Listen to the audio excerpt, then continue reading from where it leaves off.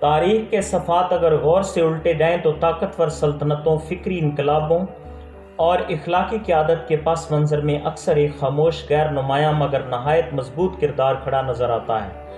ماں نہ صرف ایک فرد کو جنم دیتی ہے بلکہ وہ اس کی سوچ، مزاج، اقدار اور مستقبل کے زاویے بھی تشکیل دیتی ہے۔ جدید دنیا میں جب لیڈرشپ کو محض انتظامی صلاحیت، سیاسی چالاکی یا کارپوریٹ سکل تک محدود کر دیا گیا ہے، وہاں یہ سوال غیر معمولی اہمیت اختیار کر جاتا ہے کہ ایک عظیم لیڈر کی اصل نرسری کہاں ہوتی ہے؟ جواب حیران کن نہیں، ماں کی گود۔ قیادت کوئی اچانک نازل ہونے والی صفت نہیں، یہ ایک تدریجی عمل ہے، اور اس عمل کی ابتدا گھر کے اس کونے سے ہوتی ہے جہاں ماں بچے کو لفظوں سے پہلے لہجے اور ہدایات سے پہلے رویے سکھاتی ہے۔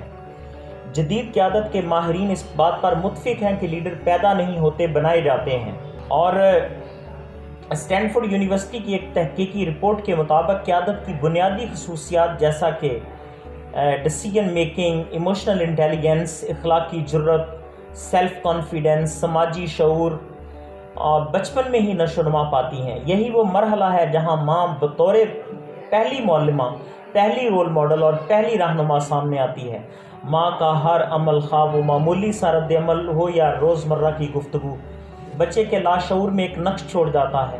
یہی نقوش آگے چل کر اس کی قیادت کا اسلوب بن جاتے ہیں۔ ماں بطور پہلی لیڈر اور نفسیاتی زاویہ متعین کرنے والی ہوتی ہے۔ نفسیات میں جو اٹیچمنٹ تھیری یعنی جان بولبی وغیرہ نے جو یہ تھیری تشکیل دی ہے، یہ بتاتی ہے کہ بچے کا اپنی ماں کے ساتھ تعلق اس کی پوری شخصیت کی بنیاد رکھتا ہے۔ ایک محفوظ، محبت بھرا اور باوقار تعلق بچے میں کانفیڈنس، آٹونومی، ایمپتھی یعنی ہمدردی، خود مختاری، اعتماد اور فیصلہ کرنے کی صلاحیت پیدا کرتا ہے، اور یہ تمام عناصر ایک عظیم لیڈر کی پہچان ہے۔ وہ ماں جو بچے کو بولنے کا موقع دیتی ہے، سوال کرنے کی اجازت دیتی ہے اور غلطی پر تذلیل کی بجائے رہنمائی کرتی ہے، دراصل ایک ایسے انسان کی تربیت کر رہی ہوتی ہے جو کل کو دوسروں کی بات سن سکے، اختلاف برداشت کر سکے اور اجتماعی فیصلے کر سکے۔ تاریخ نے بارہا ثابت کیا ہے کہ قیادت محض ذہانت کا نام نہیں بلکہ کردار کا امتحان ہے۔ نپولین جیسے ذہین مگر اخلاقی کمزوری رکھنے والے لیڈرز اور قائد اعظم محمد علی جناح جیسے اصول پرست رہنما کے مابین فرق کردار ہی کا ہی تھا۔ کردار کی پہلی درسگاہ ماں کی تربیت ہے۔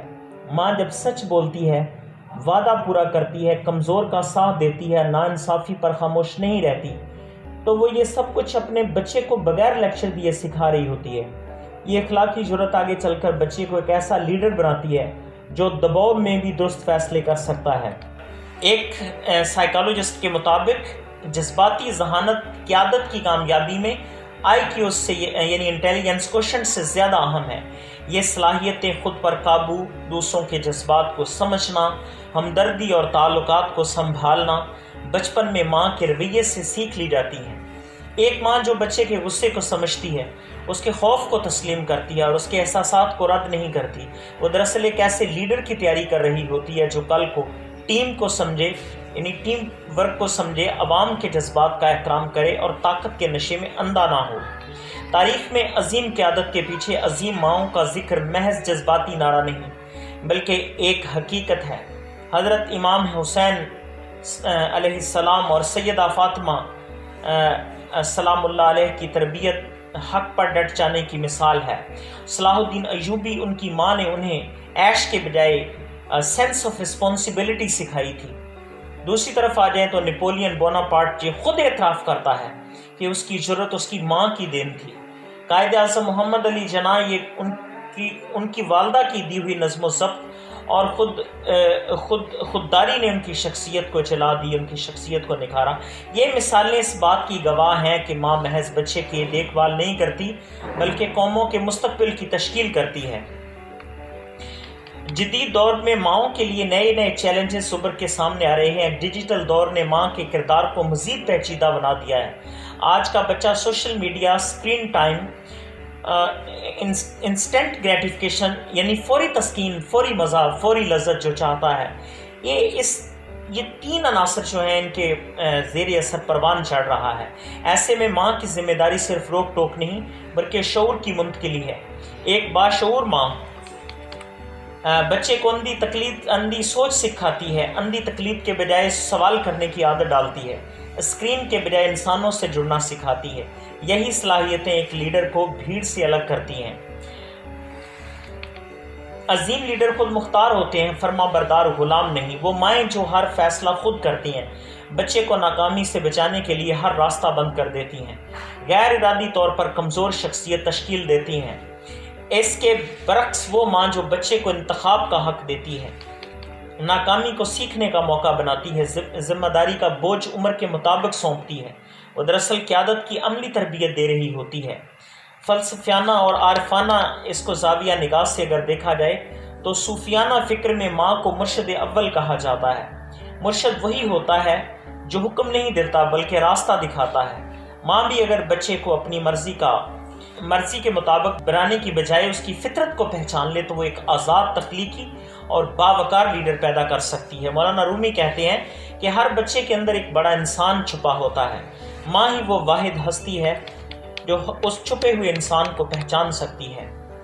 عظیم لیڈر بنانے کے لیے مہنگے اسکول، غیر ملکی ڈگریاں یا طاقتور نیٹ ورکس کافی نہیں۔ اصل ضرورت با کردار ماں، باشعور تربیت، محبت اور حدود کا متوازن امتزاج ہے۔ ماں اگر خود سیکھنے والی ہو، سوال کرنے والی ہو، انصاف پسند ہو اور خوف کے بجائے شعور سے فیصلے کرے تو وہ لازماً ایک ایسا انسان پیدا کرے گی جو کل کو صرف لیڈر نہیں بلکہ اخلاقی رہنما ہوگا۔ عملی تجاویز ماؤں کے لیے مثال بنے، واعظ نہیں۔ بچے کو بولنے اور اختلاف کی اجازت دیں، ناکامی کو جرم نہیں تربیت سمجھیں، جذبات کو دبائیں نہیں سمجھائیں، کتاب، مکالمہ اور مشاہدہ گھر کا حصہ بنائیں، خود بھی سیکھیں کیونکہ سیکھتی ہوئی ماں ہی لیڈر پیدا کرتی ہے۔ آخر میں یہ بات یاد رکھنا ضروری ہے کہ ماں صرف فرد نہیں بناتی، تاریخ بناتی ہے، اور اگر ماں شعور سے لیس ہو تو اس کی گود سے اٹھنے والا ہر بچہ کل کا عظیم لیڈر بن سکتا ہے۔